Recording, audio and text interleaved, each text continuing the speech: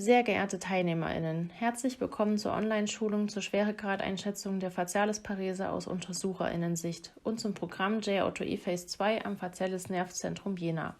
Mein Name ist Annika Kunzler und ich bin Doktorandin bei Privatdozent Dr. Volk, dem Leiter des Fazialis-Nerv-Zentrums Jena und Oberarzt in der Klinik und Poliklinik für Hals-, Nasen- und Ohrenheilkunde des Universitätsklinikums Jena. In den folgenden Slides werde ich Ihnen zunächst Näheres zur Fazialis-Parese erzählen und anschließend auf die einzelnen in der Studie zu verwendenden Grading-Systeme der Fazialis-Parese übergehen. Es folgen dazu auch einige Beispielvideos auf Englisch, wo Sie die nähere Anwendung von 2 Grading-Systemen sehen werden. Abschließend zeige ich Ihnen anhand einiger Screenshots die Benutzeroberfläche des Programms J-Auto-eFACE 2, mit denen Sie nach dieser Einführung arbeiten werden. Ich wünsche Ihnen viele Erkenntnisse durch diese Schulung und einen guten Einstieg in die Studie. Unter Fazialis-Parese versteht man eine Bewegungsstörung der Gesichtsmuskulatur, welche durch eine Erkrankung des motorischen Kortex bzw. des Tractus corticonuclearis oder des Nervus facialis bedingt ist. Der Nervus facialis stellt den 7. Hirnnerven dar und zeichnet sich durch eine komplexe Anatomie aus. Anhand seines anatomischen Verlaufs kann die Fazialis-Parese in eine zentrale und in eine periphere Form unterteilt werden. Als zentrale Fazialis-Parese bezeichnet man jede Schädigung des Nervus facialis proximal seiner Kerngebiete im Hirnstamm, supranuklear. Ursache ist meistens eine Läsion des primärmotorischen Kortex oder der Bahn zwischen Kortex und den motorischen Facialis-Kerngebieten im Hirnstamm. Die Abbildung zeigt das typische Schädigungsmuster bei zentraler Fazialis-Parese. Die Läsion befindet sich ipsilateral supranuklear. Daraus resultiert aufgrund der Anatomie eine kontralaterale Parese der Gesichtsmuskulatur. Betroffen sind Mund- und Wangenmuskulatur.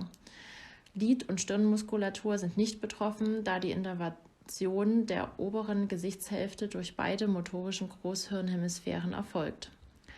Aktuelle Studien zeigen, dass jeder 3. Patient mit einem zerebrovaskulären Insult eine zentrale Fazialis-Parese entwickelt.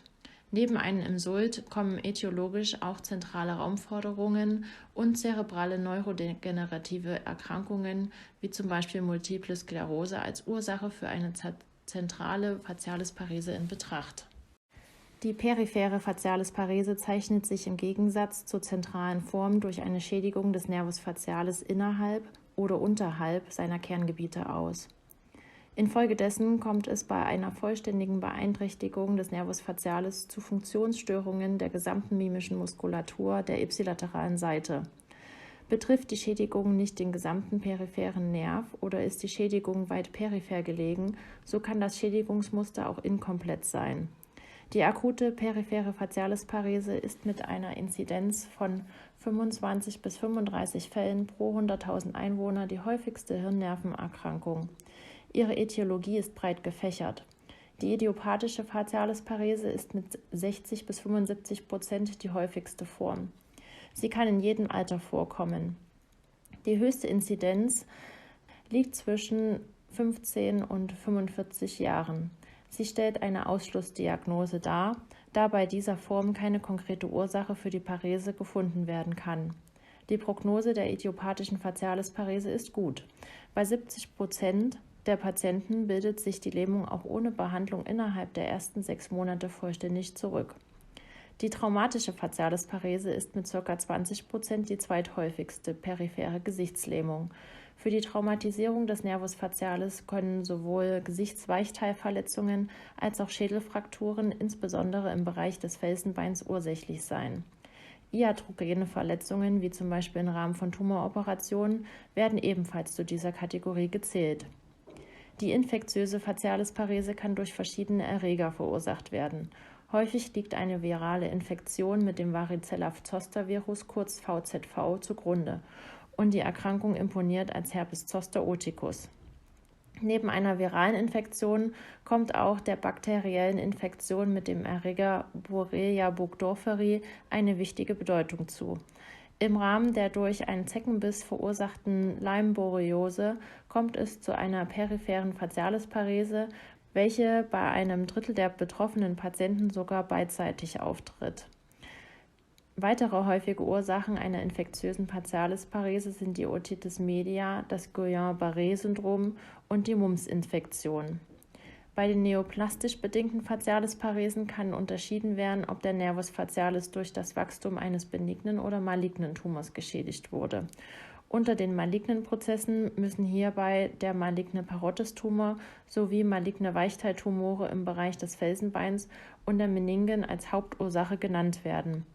Unter den benignen Tumoren geht am häufigsten das vestibularis Schwannom mit einer Fazialis-Parese einher. Differentialdiagnostisch kommen auch andere benigne Neoplasien wie Neurinome des Nervus facialis, Meningiome oder Glomustumoren als ursächlich für eine periphere Fazialis-Parese in Betracht. Kongenitale Fazialis-Paresen treten sehr häufig auf und können entweder auf angeborene Entwicklungsstörungen oder Geburtstraumata zurückgeführt werden. Die Zangengeburt wird in diesem Zusammenhang als häufigste traumatische Ursache genannt. Verschiedene metabolische Prozesse werden zusätzlich als mögliche Ursache für die Entwicklung einer peripheren Fazialis-Parese diskutiert. Hierzu zählen insbesondere diabetische und hypertone Entgleisungen. Neben der Ätiologie sind auch der Erkrankungsverlauf und der Ablauf regenerativer Prozesse bedeutende Charakteristika zur Beschreibung einer Fazialis-Parese. Von einer chronischen Fazialis-Parese spricht man, wenn die Parese seit über 4 Monaten besteht. Unterhalb dieses Zeitraumes wird von einer akuten Fazialis-Parese gesprochen. Bei der akuten Fazialis-Parese liegt meist eine Schädigung des Nervs ohne axonale Beteiligung, also eine nicht degenerative Schädigung vor. Bei diesen Patienten tritt in der Regel eine vollständige Restitutio der Parese ein. Handelt es sich um eine chronische Fazialis-Parese, so liegt meist eine axonale Schädigung des Nervs zugrunde. Bei massivem neuronalem Schaden kann jegliche Regenerationsreaktion unterbleiben, sodass eine schlaffe Fazialis-Parese bestehen bleibt. Im Großteil der Fälle setzt jedoch eine pathologische Regeneration ein, welche mit einer Defektheilung vergesellschaftet ist.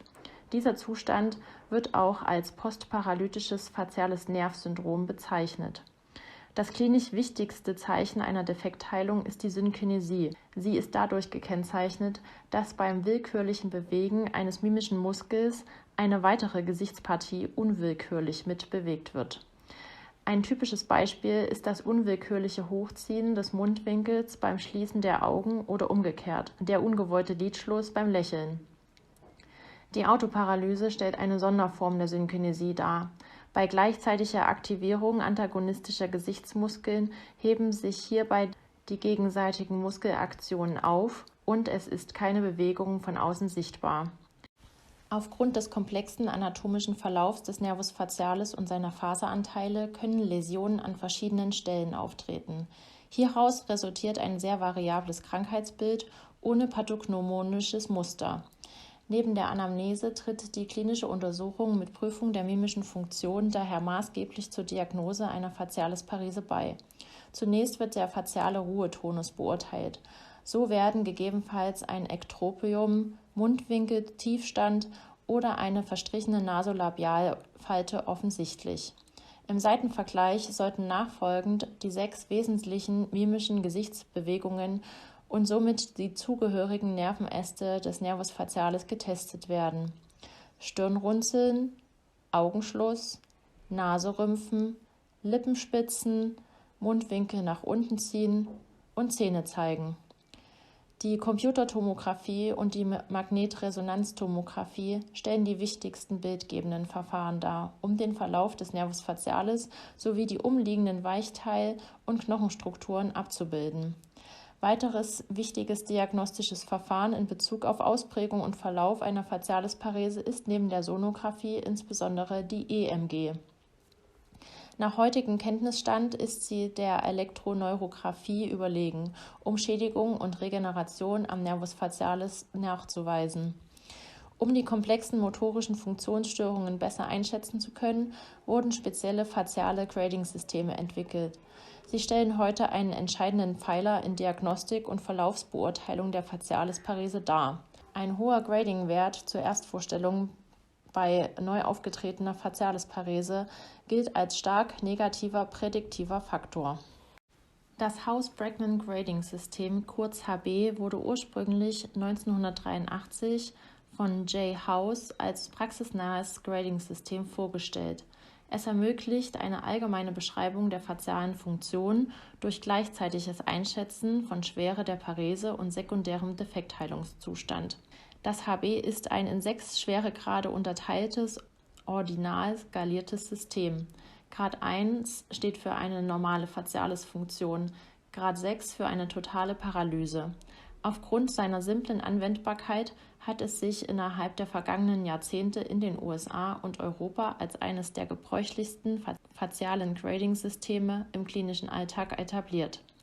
Die Limitierung des House-Bregman liegt in der groben Gesamtbewertung, wodurch unterschiedliche Paresegrade innerhalb einer Gesichtshälfte nicht berücksichtigt werden können. Zusätzlich ist die Synkinesie-Beschreibung nicht separiert und somit ungenau. Das Sunnybrook Facial Grading System, kurz SFGS oder Sunnybrook, ist neben dem House-Bregman das in den USA am meisten verwendete Grading-System und wird insbesondere in aktuellen Studien zunehmend eingesetzt. Es erlaubt spezifische Aussagen über die Funktion einzelner Gesichtsregionen. Es ist in 3 Oberkategorien aufgeteilt, welche einzeln auf einer Punktskala bewertet werden: Ruhesymmetrie, Symmetrie bei willentlichen Bewegungen sowie Synkinesien. In der Kategorie Ruhesymmetrie werden Lidspalte, Nasolabialfalte und Mundwinkel beurteilt. In der Kategorie Symmetrie bei willentlichen Bewegungen werden die Gesichtsregionen mit Hilfe von 5 mimischen Standardbewegungen wie Augenbrauen heben, dezenter Augenschluss, mit geöffnetem Mund lächeln, Zähne zeigen und Lippenspitzen analysiert. Die Kategorie Synkinesie erfasst unwillkürliche Muskelbewegungen spezifisch pro Gesichtsregion bzw. separat in Bezug auf die 5 genannten mimischen Standardbewegungen. Der Sunnybrook Gesamtscore wird am Ende nach folgender Formel berechnet. Gesamtscore ist gleich Score von den willentlichen Bewegungen minus Ruhesymmetrie-Score minus Synkinesie-Score. Ein Wert von 100 entspricht einer normalen physiologischen Fazialis-Funktion, ein Wert von 0 einer totalen Paralyse. Das Sunnybrook gilt als ein sensitives sowie leicht und schnell anzuwendendes Bewertungsinstrument. Hier sehen Sie die Bewertungstabelle des Sunnybrooks. Es handelt sich um die ins Deutsche übersetzte Form. In der Studie werden Sie mit dem originalen Scoring-System auf Englisch arbeiten. Wir werden jetzt 3 Übungen zum Sunnybrook durchführen. Bitte drucken Sie sich im Vorfeld die Ausfüllhilfe aus. Die nachfolgenden Videos wurden uns freundlicherweise von Catriona Neville vom FTS International zur Verfügung gestellt. Wir beginnen mit der ersten Patientin. Es ist Ihnen möglich, das Video anzuhalten und auch zurückzuspulen. Nehmen Sie sich Zeit, um mit dem Sunnybrook den Schweregrad der Fazialis-Parese zu scoren. Im Anschluss erfolgt die Auswertung. So this is a patient with right-sided facial palsy, and you're going to need to score her resting symmetry, her voluntary movement for the 5 different domains of the Sunnybrook, and her synkinesis for the 5 different domains as well before you move on. So I will play her video through for you now. So first of all, just looking at the camera. Good. Okay. Now can you raise your eyebrows up for me? And relax. And again. And relax. And again. And relax. And then close your eyes gently. And open. And again. And open. And again. And open. And then a big smile for me, Rose. Big smile. Hold it. And relax. And again. And relax. And again. And relax. And then show me your teeth. Good. Hold it there. And relax. And again. And relax. And again. And relax. And last movement, just pucker your lips. And relax. And again. And relax. And last time. And relax. Perfect. Well done. Und hier folgt die Auswertung. So first of all, looking at her resting symmetry scores. So I scored her as 1, 1 and 1. So for the eye, I scored that as wide compared to the other side.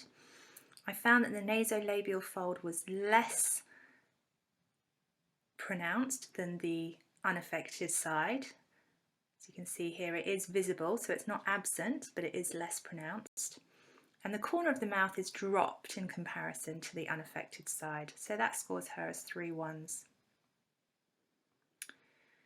In terms of her brow raise, for voluntary movement, I scored her as a 3 because I felt she had mid-excursion with frontalis, not as high as the unaffected side, but not non-existent either. And her synkinesis score was 0, no synkinesis. For eye closure, I scored her as a 4 because the movement is almost complete. And again, I scored her as a 0 for synkinesis. There was no synkinesis. For the smile, I scored this patient as a 2. So there was a slight flicker of movement, but no real excursion of the smile, but it wasn't completely flaccid. And again, there was no synkinesis. And for snarl, again, I scored this patient a 2. So she was initiating slight movement of the levator muscles. And again, I scored her a 0 for synkinesis. There was no synkinesis. In terms of pucker, I scored her as a 1 because I didn't feel she was initiating any movement of her orbicularis oris. And again, her synkinesis score was 0. So if we look at the video again together and just go through those scores in real time. So first of all, just looking at the camera. We can see her eye is wide, nasolabial fold is less pronounced, Now mouth can you raise position your is eyebrows up dropped, to me and relax. eyebrow raise is Again. about half the distance of And the unaffected relax. side with no synkinesis Again. in the rest of the face. And relax. And then close your eyes gently. Eye closure is nearly And complete. And again. Again, no synkinesis in the rest of the face. And again. And open. And then a big smile for me, Rose. Big smile. Hold it. Smile, you can see some And activity relax. here in the zygomatic muscle. And Minimal relax. movement of the corner of the And mouth, again. but certainly not no activity and no synkinesis. And then show me your teeth. Good. And Hold the it. same with here, levator And function, relax. definitely some again. activity there, it's not nothing, And relax. but we're not seeing movement of the And top again. lip, so it's certainly not mid-excursion relax. and no And last synkinesis. movement, just pucker your lips. And here with the lip And pucker, relax. no real activity of orbicularis oris coming in And yet, relax. and no And last synkinesis either. And relax. Perfect. Well done. So if you want to rewind at all and look at that video again with my scoring there, then please do. So you can see that her composite score was the total for her voluntary movement, which was 12 multiplied by 4, which gave us 48. We then took away the resting symmetry, which was a total of 3 multiplied by 5, which gave us 15, and then took away her synkinesis score, which was 0, which gave us a composite score for this patient of 33. Jetzt folgt Patient Nummer 2. So this patient has right facial palsy as well. And once again, I want you to view the video as many times as you need to whilst you score his resting symmetry, his voluntary movement, and his synkinesis before moving on to video 4, where we will look at the answers together. 10 seconds or so.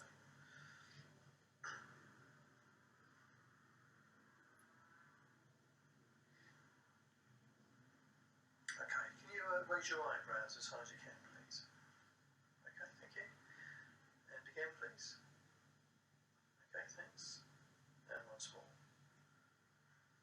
It's fine, thank you. Can you gently close your eyes as if going to sleep? Okay, thank you.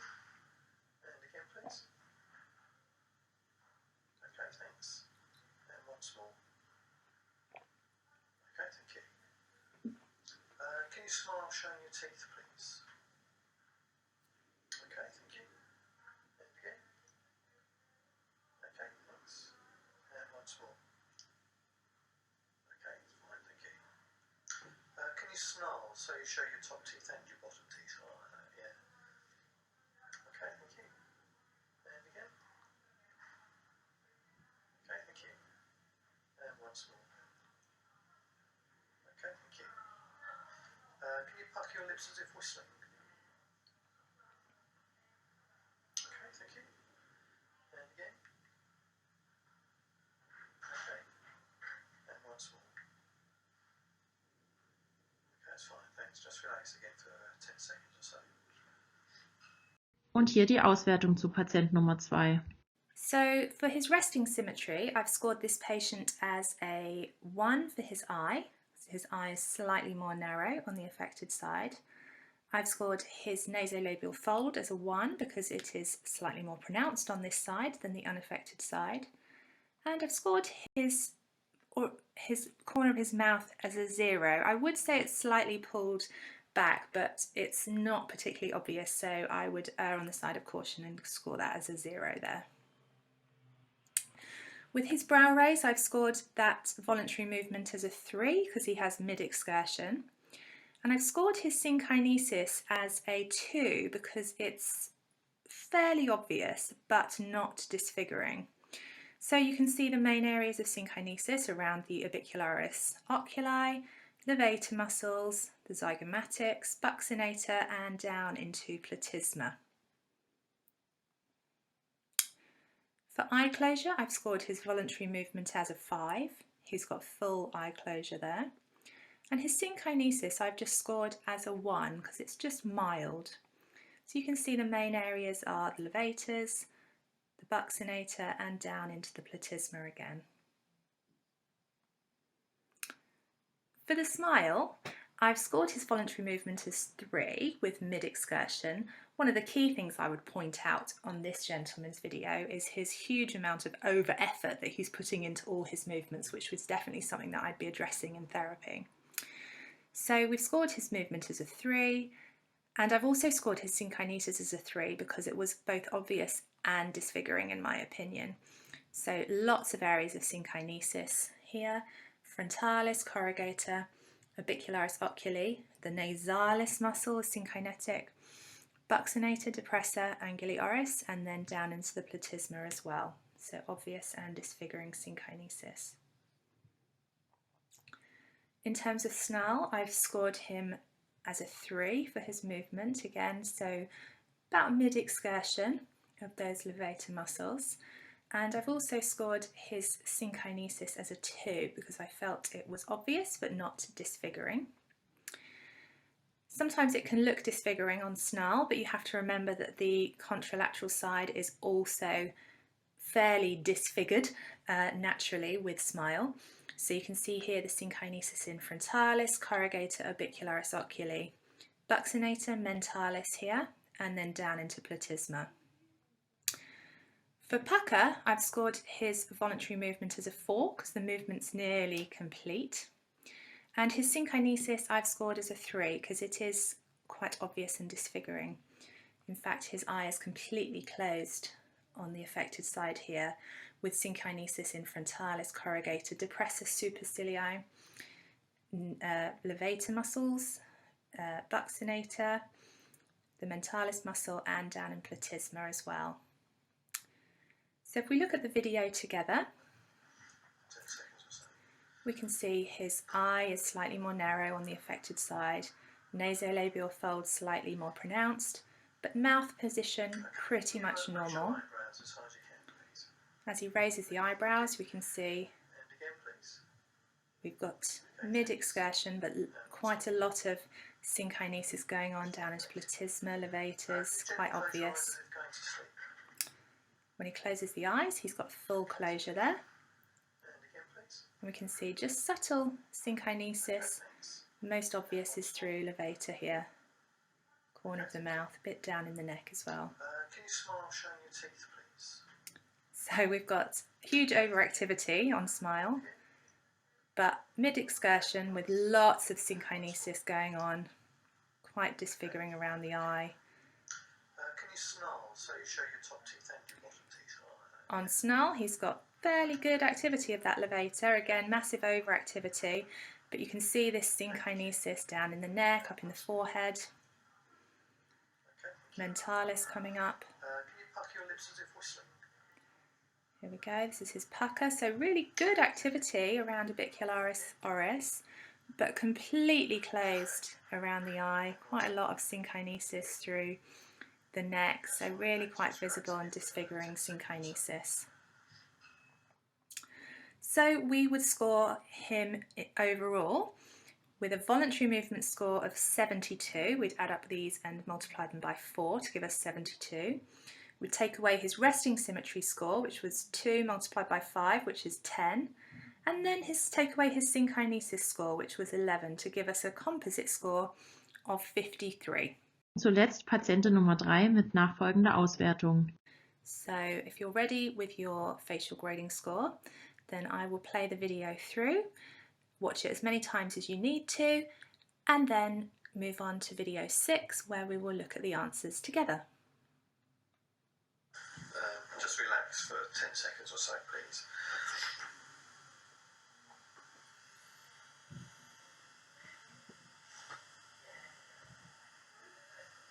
Okay, first one then, can you raise your eyebrows as high as you can, please? Okay, thank you. And again. Okay, and once more. Okay, thanks. Can you gently close your eyes as if going to sleep? Okay, thank you. And again. Okay. And once more. Okay, thanks. Can you smile, showing your teeth, please? Okay. And again, please. Okay. And once more. Okay, that's fine, thank you.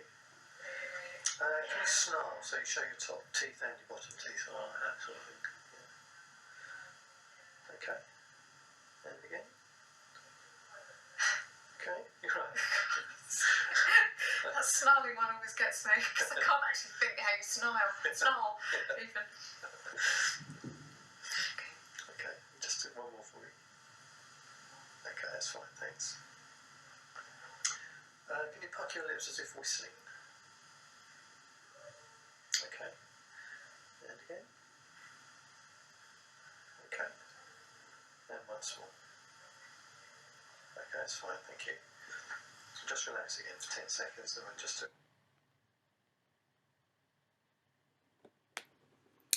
Okay, so watch the video back as many times as you need to until you're happy with the score that you've given this patient.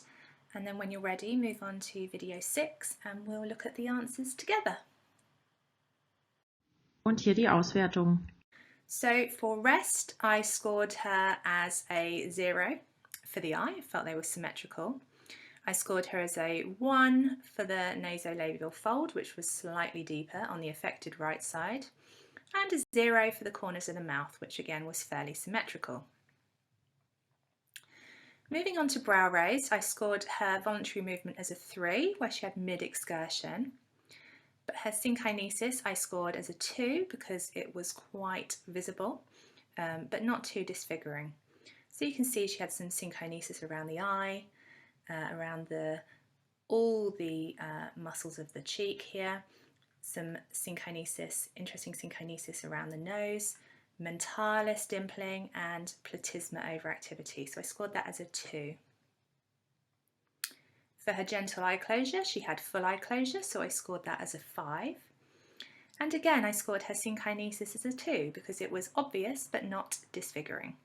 And you can see corrugator coming in here, the levators being overactive, mentalis very overactive here, and the platysma just kicking in alongside the depressors and buccinator. If we look at her open mouth smile, I scored that as a 3 again, mid-excursion. And again, I scored her synkinesis as a 2 because it was obvious but not disfiguring. So you can see she had synkinesis in frontalis, corrugator, the levators, coming down into the depressors, mentalis again, and platysma again. For the snarl, I scored her voluntary movement as a 2 because it wasn't as far as mid-excursion on this one. But her synkinesis I only scored as a 1 because it was much milder than the other movements. So she did have some synkinesis through frontalis, nasalis and depressor septi here, a little bit around the depressors, buccinator, mentalis and platysma again, but fairly mild, so 1. For her pucker, I scored her movement as a 3. She had about mid-excursion there, and her synkinesis as a 2 again. So you can see synkinesis through the corrugator here, a little bit through the pretarsal part of orbicularis oculi, the levators, depressors again, mentalis again, and again down into the platysmas. So if we look at the video together, as I said, I would score her eye pretty much normal.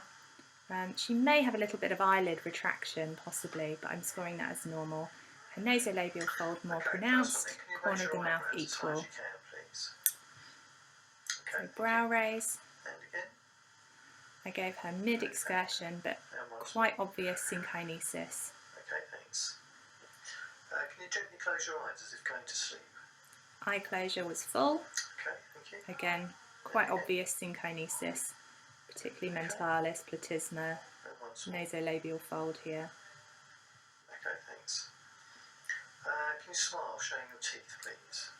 So mid-excursion of the smile, but quite obvious synkinesis again, mentalis, platysma.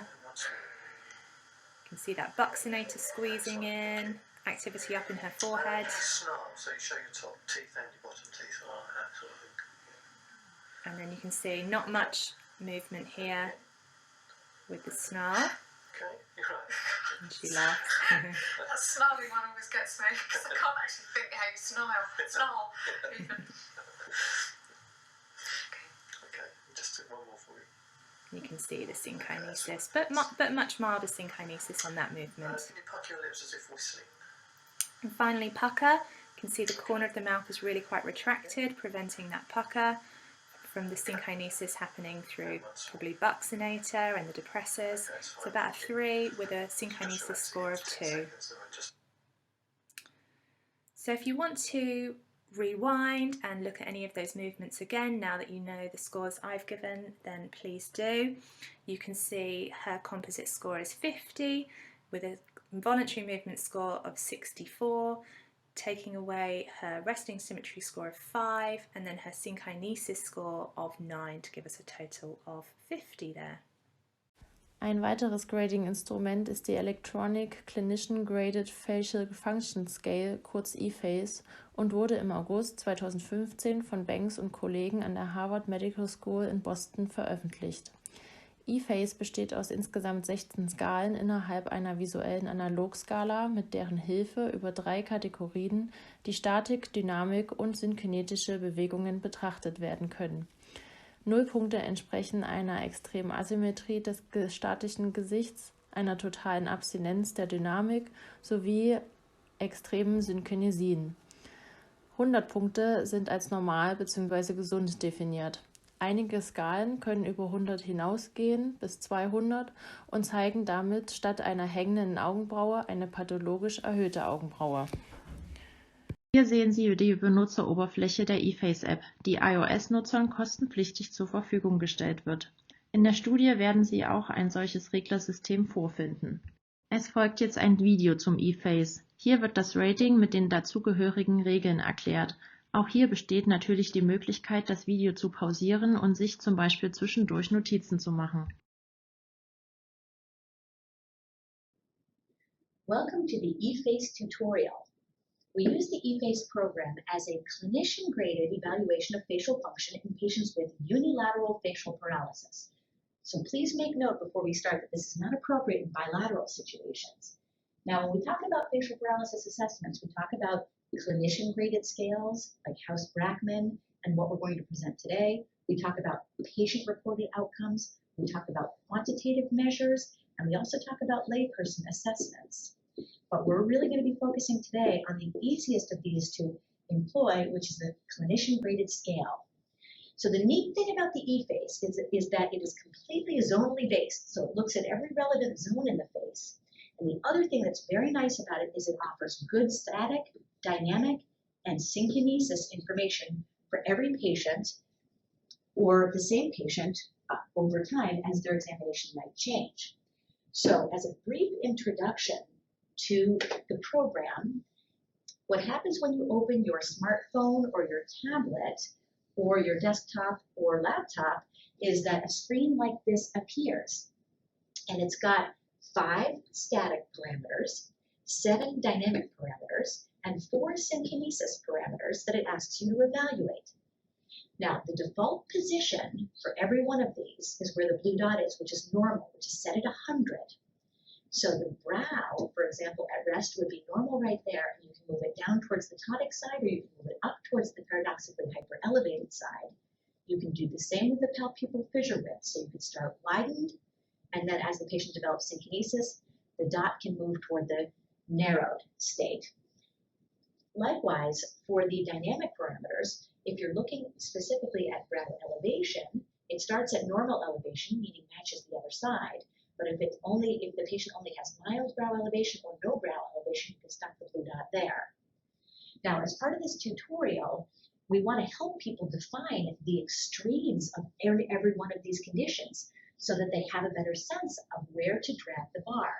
So those of us who have really high throughput facial nerve centers have a really good sense of, for example, how tonic the brow can be or how paradoxically hyperelevated it can be. But that might be something that people with less volume are going to want to reference, and that's really what the data that are contained in this tutorial. So we're going to go through every condition very briefly so that we can highlight some definitions. So the first static position is brow at rest, and this is a very nice example of where the brow at rest will really be at the lowest possible value, 0. So we would start it here, and you just drag that blue dot down to 0. This is an example of balanced brow position in a normal patient, and this is an example of extreme paradoxical hyperelevation, as you can see here. Now you might say, well, geez, the difference between these two brows is not as much as in the tonic situation, but those of us who look at a lot of hyperelevated brows understand that this is about as elevated as a hyperelevated denervated brow is going to be. Looking at the palpebral fissure at rest, here's a good example of really the widest that we ever see it get. This is a balanced situation in the center, and here is an extremely narrow palpebral fissure width at rest. So for this individual, we drag it way over to the narrow feature. Moving down the face, when we talk about the oral commissure position at rest, this is a really good example of massive inferior malposition. So we drag it from 100 down to 0. This is an example of balanced oral commissure position. And here we have a good example of extremely lateralized oral commissure.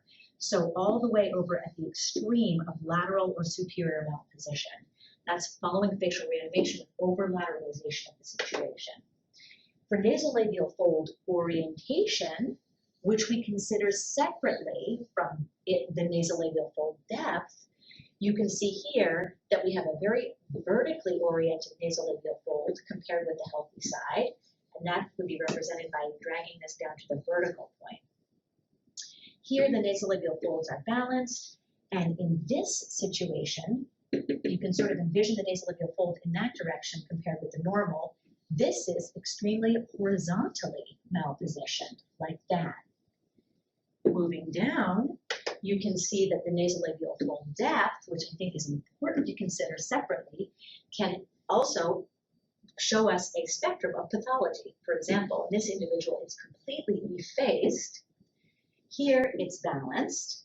And in this situation with extreme hyperkinesis, we have massive hyperprominence of the nasolabial fold.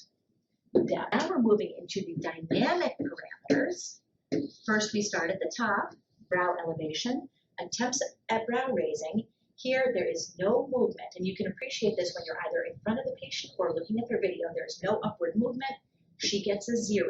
So the default normal gets dragged down to the 0 position. This person has mild brow elevation. You can appreciate an effacement of the iridids and not quite the height that we'd like to see. That's about 50%.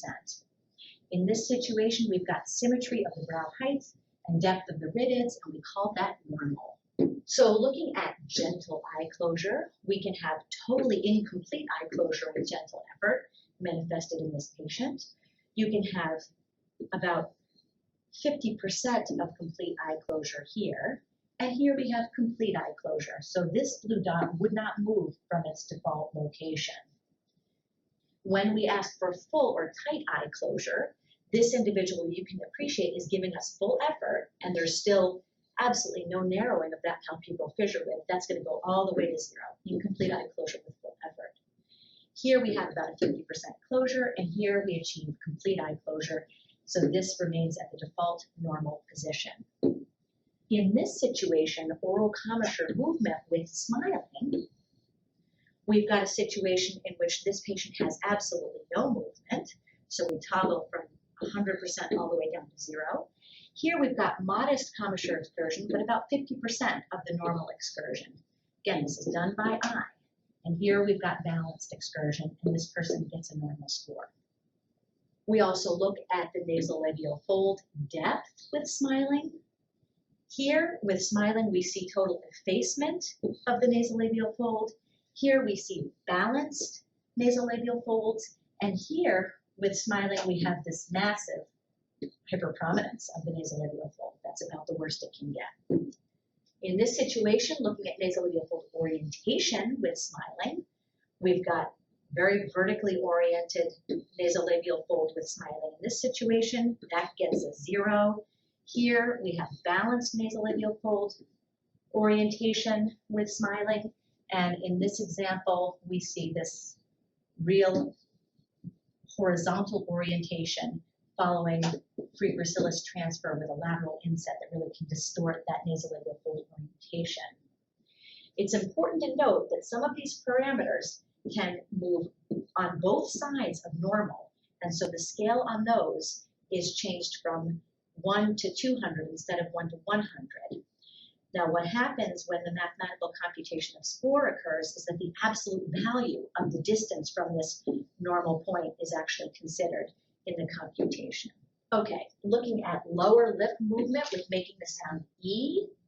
Here, you can see that there is no movement when making the sound E. This person gets a 0. Here, there is some inferior movement of the lower lip, but not enough to really make that balanced dentition. This person gets 50%. And here, with making the sound, we have normal excursion, and that would stay at the normal spot. Looking at the synkinesis parameters now, what we see is we start at the top with ocular synkinesis, and in this particular situation with puckering, we see nearly complete eye closure. That we call severe. Here we have the puckering expression that's causing significant narrowing, but certainly not as severe as a patient like what we see here, and that person gets kind of a moderate or a 50% score. Here's a person making an ooh, and there's an element of placidity on this side of the face, and you can see there's absolutely no narrowing of the palpebral fissure width, so she has absent ocular synkinesis, gets a normal synkinesis score for that zone. Now, looking at the midface for synkinesis, we usually elicit this by asking them to close the eyes tightly and looking at the midface. This is an extremely severe case of midfacial synkinesis. This patient gets a 0. Here, with tight eye closure, you can see that there's midfacial synkinesis, though not as bad as a situation like that. This is moderate synkinesis down to 50. And here, when there's tight eye closure, the midface is really matched. That has no midfacial synkinesis. Okay, looking now further down, we're going to assess mentalis synkinesis. This is an example of the most extreme mentalis synkinesis that we can find. She gets a 0. In this case, there's mild to moderate irregularity in that zone, 50%. And here, if there's tight eye closure and the chin is symmetric, we see no mentalis dimpling. That's a normal score. The last place we assess synkinesis is in the all-important platysmal area, where this represents an extremely severe synkinesis, all the way down to severe. Here we can see moderate synkinesis, 50%, and here's an example of no synkinesis in the neck, so it's absent. So that gives you a good example of the reference points for the scale. As with any scale, there are a couple of important rules and exceptions to keep in mind for the eFACE. The first, which we mentioned at the beginning, is that it's only applicable in unilateral cases. For the teaching cases that we just showed you, the pathology is always on the right. This caused us to flip some images, but when you refer to these, you always think of the diseased side as being on the right. We've noticed that when there is severe brow ptosis, in cases of excessive brow ptosis, it's hard to always assess the palpebral fissure width. And what one has to do is either artificially elevate the brow to assess the palpebral fissure width, or to imagine the width of the palpebral fissure width if the ptotic brow were not obscuring it. Sometimes during attempts at brow elevation, it's important to actually touch the patient's forehead so that you can stop the transmission of movements from the healthy side over to the paralyzed side. Our rule for synkinesis is that we always use the most extreme expression that brings out the most extreme synkinesis. So in other words, if somebody has mild ocular synkinesis with smiling, but very severe with puckering, we rate them at its most extreme or severe. And the last rule of thumb that we have is occasionally the nasolabial fold is so effaced that it is not able to be really rated. In that case, it gets a score of a 0. It's not visible. So now, to get a sense of how this actually works in action, let's just do a couple of test cases. We're going to start with this individual over here, and when we look at the static parameters, either in reviewing the video or by looking at the patient in person, we have them be in a completely neutral expression, and we assess all of the static parameters at once. So I'm looking at her brow at rest, and she has an extremely tonic brow. So I'm going to bring her down to about that range. When I look at her, so this is the brow situation. When I look at her palpebral fissure width at rest, it's widened clearly, but not the most extreme case that we've ever seen. So we're going to say it's about like that. The nasolabial fold depth at rest is extremely effaced. When we look at the oral commissure position at rest here, I also would call this quite extremely inferiorly malpositioned, one of the worst cases. When I look at the nasolabial fold orientation at rest, I can see here's normal, and here is sort of this more vertically oriented situation. Again, not the most extreme, but rather vertically oriented. When I go to assess the dynamic parameters, I ask her to do some movements. So here, she's attempting to do brow elevation. She gets a 0. Here she has incomplete eye closure with both gentle and full effort. I'm going to pause the video, and I'm going to make my recordings. So for brow elevation, she gets none. For gentle eye closure, she gets quite incomplete, and for full eye closure, it remains significantly incomplete. Then I'm going to run the video again, and I'm going to assess her smile situation. So I see no oral commissure movement with smiling. I see total effacement of the nasolabial fold. And I'm going to record those. So nasolabial fold depth with smiling is completely effaced. Oral commissure movement with smiling is nothing. And the nasolabial fold orientation is also extremely vertically oriented. Then when she said the sound E, I saw no movement here. She also gets an extremely weak score there.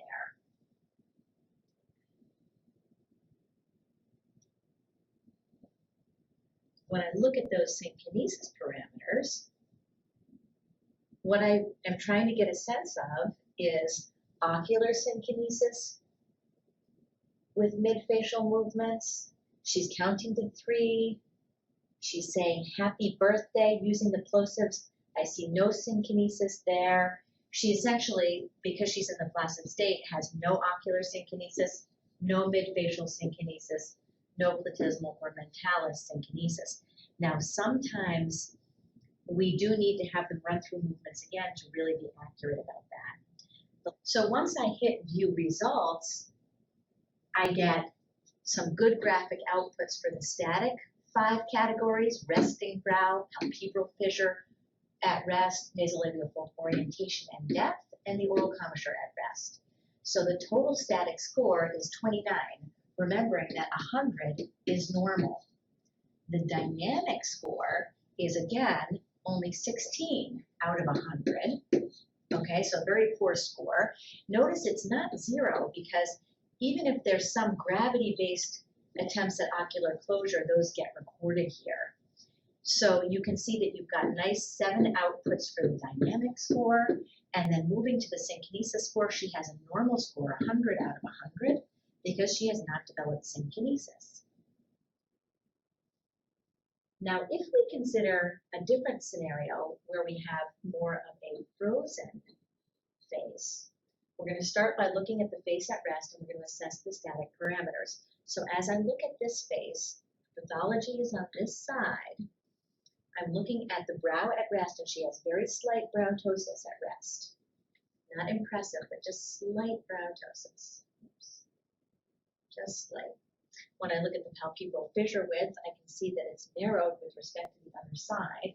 So I'm going to go ahead and put that toward the narrowed side. I want to say it's about 30% as bad as it could be. That's really looking at the difference in these eyes.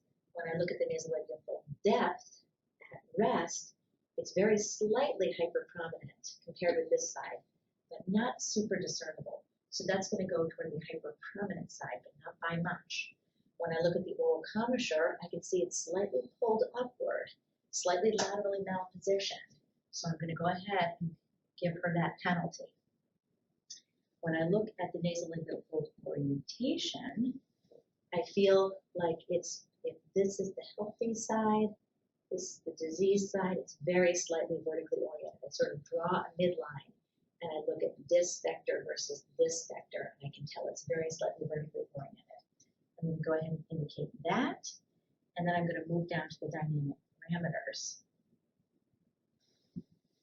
As I look at her dynamic parameters, I start to run the video, or she's right in front of me, and she's got vascular to elevate the brow, and I see barely anything. So I'm going to stop it.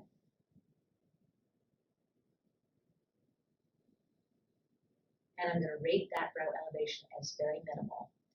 Then I'm going to keep on running that video, and I'm going to look at her gentle eye closure. That's complete. Full eye closure is complete. If I'm doing the video, I stop it for a moment so I can go ahead and verify that I've got complete and complete. As I said, the default parameters are normal, so if you know they're normal, you can keep running that video. Here I'm asking her to smile. There she is. I can even freeze it there. So now when she smiles, I'm looking at 3 things, right? The oral commissure movement, and the nasolabial fold orientation, and depth. So if I look at this image and I try to assess her oral commissure movement, she does not have balanced movement, but she does have some volitional movement. When I look at the nasolabial fold depth, very slightly hyperprominent, nearly balanced, because she develops a prominent nasolabial fold on the other side. In fact, I'm going to call that balanced. And then when I look at the nasolabial fold orientation, I feel that that is very, very slightly vertically oriented, maybe just a hair. Okay, I'm going to run her video some more. When she says E, whoops, there she's saying ooh. Here she's saying E.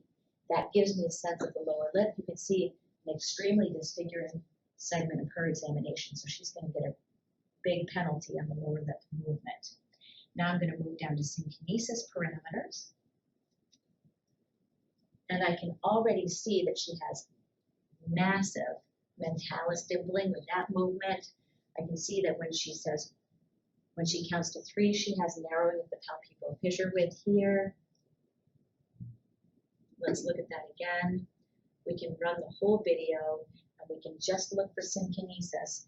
So if I want to get a sense of ocular synkinesis, I'm looking specifically at her ocular closure compared to the other side. Very severe midfacial synkinesis. When she smiles, she does narrow the palpebral fissure width a little bit there. It's not terrible. Again, it's narrow but not terrible. Okay, so for ocular synkinesis, she has a moderate amount. Midfacial synkinesis is quite severe. Mentalis dimpling is absolutely crippling. And then the platismal synkinesis, we can also appreciate as moderate to severe. So again, it comes out during certain facial movements more than others. We can really see it with tight eye closure, massive platismal bulging right there. She's going to pay a significant aesthetic penalty for that. And then when I go to look at the graphic results, I'm going to get this type of a graph that's developing.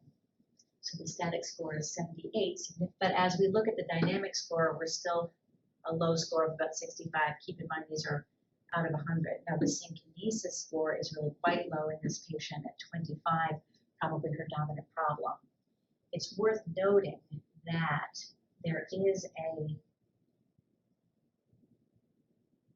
a total score that is computed, which is simply an average of all 3 of these scores. It turns out that we have performed a multiple variant. We have performed a multivariate analysis and have developed some weighting factors for each of these parameters according to disfigurement, and those are things that will constantly be modifying the computational variables involved in calculating that complete smile score. Wir sind vorerst am Ende der Präsentation. Sobald das Programm J-AutoeFACE 2 fertig ist, werden Ihnen dazu weitere Informationen nachgeliefert. Ich wünsche Ihnen erst einmal viel Spaß beim Üben mit den inkludierten Videos. Versuchen Sie auch in den Sunnybrook-Videos den House-Brackman-Score und den eFACE anzuwenden und im eFACE-Video den House-Brackman und den Sunnybrook. Die Bewertungsschemata wurden Ihnen mit der Präsentation zur Verfügung gestellt.